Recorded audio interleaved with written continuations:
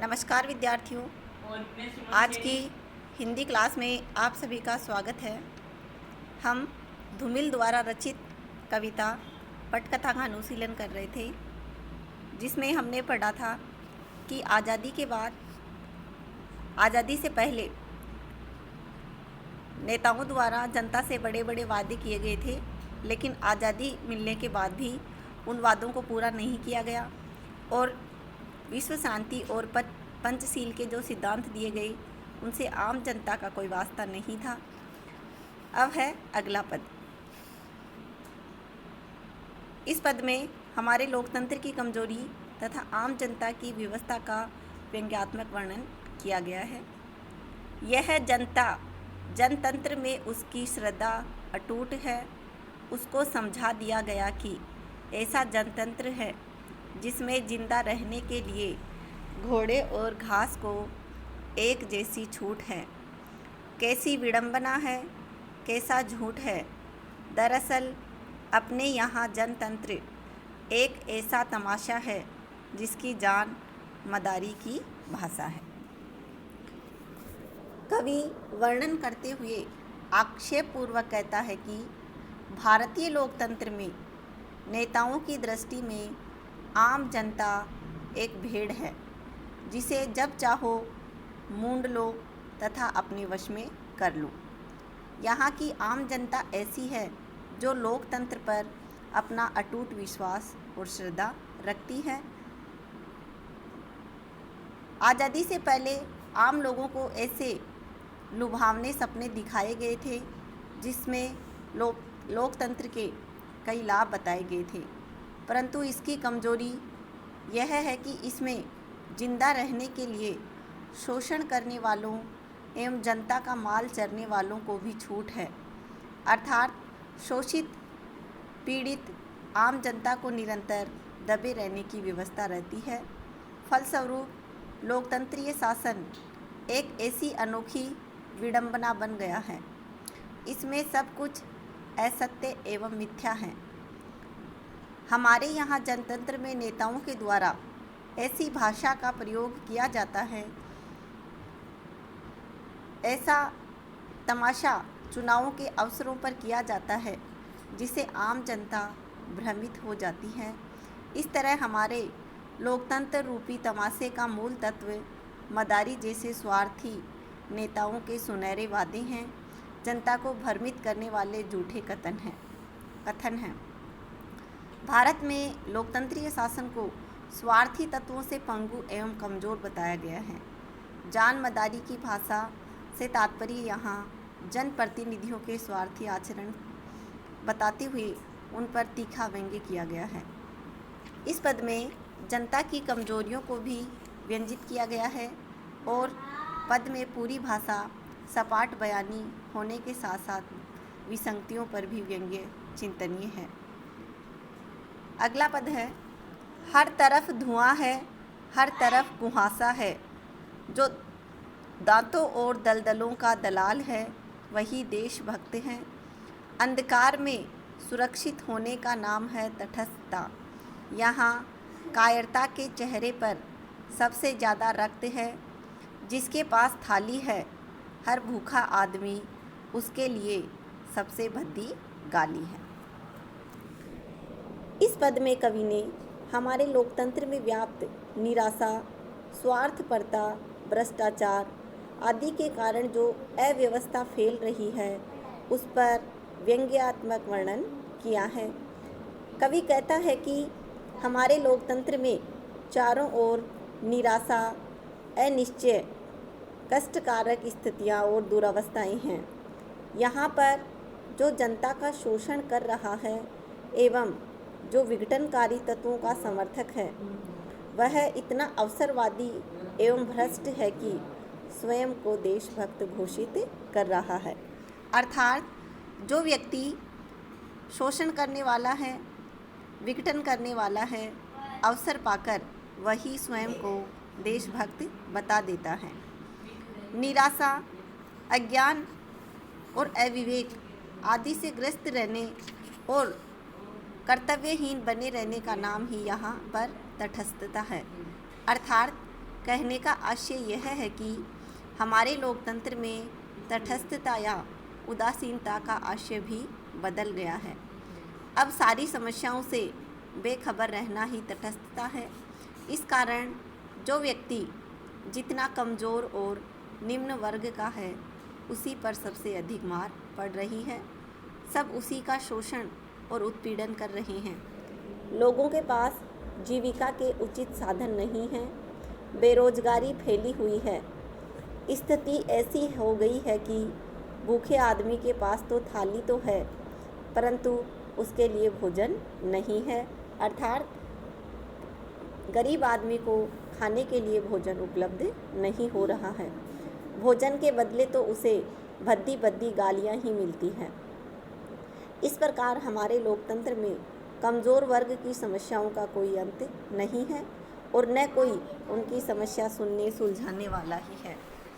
इस पद में भारतीय लोकतंत्र की कमजोरियों तथा शोषण से पीड़ित निम्न वर्ग की विशेषताओं की व्यंजना की गई है।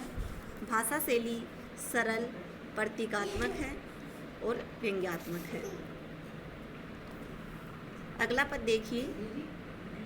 मगर उसके तुरंत बाद मुझे झेलनी पड़ी सबसे बड़ी ट्रेजेडी अपने इतिहास की, जब दुनिया के शाह और सफ़ेद चेहरों ने विस्मय से देखा था कि ताशकंद में समझौते की सफ़ेद चादर के नीचे एक शांति यात्री की लाश थी और अब यह किसी पौराणिक कथा के उपसंहार की तरह इस देश में रोशनी उन पहाड़ों से आई थी जहाँ मेरे पड़ोसी ने मात खाई थी। मगर फिर मैं वहीं चला गया, अपने जुनून के अंधेरे में फूहड़ इरादों के हाथों चला गया। इस अवतरण में सन 1965 में पाकिस्तान द्वारा भारत पर आक्रमण करने के बाद श्री लाल बहादुर शास्त्री का शांति समझौते के लिए ताशकंद जाना और वहीं पर निधन हो जाने को भारतीय लोकतंत्र की एक त्रासदी के रूप में चित्रित किया है। कि देखिए, कवि कह रहा है कि पाकिस्तान ने भारत पर आक्रमण किया लेकिन उसे मुँह की खानी पड़ी, अर्थात पाकिस्तान की हार हुई। उसके तुरंत बाद हमारे देश को सबसे बड़ी अति दुख भरी व्यथा भी भोगनी पड़ी थी। यह अपने स्वतंत्र भारत के इतिहास की बहुत बड़ी घटना थी कि सन 1965 में जब हमारे प्रधानमंत्री लाल बहादुर शास्त्री ताशकंद में पाकिस्तान के साथ शांति समझौते के लिए गए, उस समय विश्व के काले और सफ़ेद यानी गोरे चेहरों वाले सभी लोगों या सभी देशों ने विस्मय से देखा था और भारतीय लोकतंत्र का लोहा माना था। परंतु ताशकंद में शांति समझौते के मौके पर ही शास्त्री जी का वहीं देहांत हो गया। उस शांति यात्री की लाश सफ़ेद चादर के नीचे पड़ी थी। यह एक बहुत बड़ी त्रासदी थी, परंतु उस समय भी एक पौराणिक कथा के उपसंहार की तरह शांति का सदुपदेश उसी पर्वतीय भाग अर्थात जो तत्कालीन पश्चिमी हिंदुकुश था कि उन पहाड़ियों से यहाँ आया था, जिन पहाड़ियों पर हमारे सैनिकों के साथ युद्धरत पाकिस्तानी सैनिकों ने मात खाई थी। इतना सब कुछ होने पर भी हमारे लोकतंत्र तथा हमारे नेता अपने नेतृत्व के पागलपन में फिर उसी रास्ते पर चलने लगे और फिर उन्हीं स्वार्थी विदेशी ताकतों के गंदे इरादों से छले गए। यह सब हमारे पागलपन का नशा नहीं था तो क्या था। इस पद में भारतीय लोकतंत्र में नेताओं के द्वारा जनमत के विपरीत आचरण करने पर आक्षेप किया गया है। ताशकंद समझौते में शांति यात्री अर्थात लाल बहादुर शास्त्री का निधन होना भी लोकतंत्र की एक त्रासदी है। उदाहरण और रूपक अलंकारों का प्रयोग इस पद में हुआ है। अगला पद देखिए। सहानुभूति और प्यार अब ऐसा छलावा है जिसके जरिए एक आदमी दूसरे आदमी को अकेले अंधेरे में ले जाता है और उसकी पीठ में छुरा भोंक देता है। ठीक उसी मोची की तरह जो चौक से गुजरते हुए देहाती को प्यार से बुलाता है और मरम्मत के नाम पर रबर के तल्ले में लोहे की 3 दर्जन फुल्लियाँ ठोक देता है और उसके नहीं नहीं के बावजूद डपट कर पैसा वसूलता है।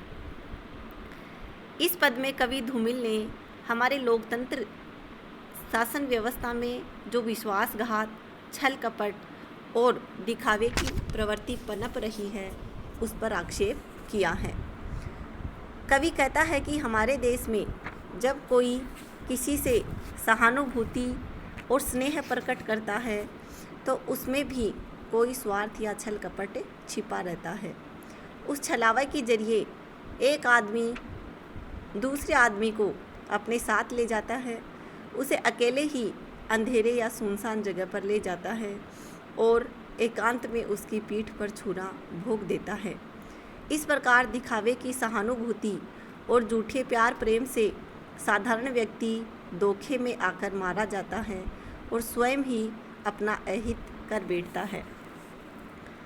ऐसा घटनाक्रम व्यवहार ठीक उसी प्रकार का होता है जैसे शहर के चौक या चौपड़ पर बैठा मोची किसी भोले भाले देहाती को जाते देखकर उसे प्यार से अपने पास बुलाता है और उसके जूते की मरम्मत करने के बहाने रबर के तल्ले वाले जूते में लोहे की 3 दर्जन बड़ी बड़ी कीलें ठोक देता है। रबर के तल्ले वाले जूते में उन कीलों की उपयोगिता एवं ज़रूरत नहीं रहती है, परंतु मोची देहाती की जेब से मनचाही रकम वसूलने के लिए ऐसा करता है।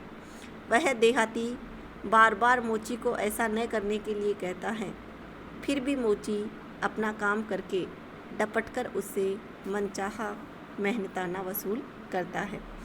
इस पद में हमारे लोकतंत्र में सामाजिक जीवन में जो फरेब और मक्कारी के व्यवहार बढ़ रहे हैं उन पर आक्षेप किया है। एक आदमी का अकेले में दूसरे की पीठ पर छुरा भोंकना, विश्वास देकर विश्वासघात करना तथा मोची का लंपट मक्कार आचरण ऐसा ही यथार्थ है जो आज हम हर कहीं स्पष्ट रूप से देख सकते हैं। उदाहरण अलंकार का प्रयोग हुआ है। व्यंग्य और सपाट बयानी से कवि ने अपनी बात बड़े ही प्रभावशाली तरीके से कही है। अगला पद देखिए।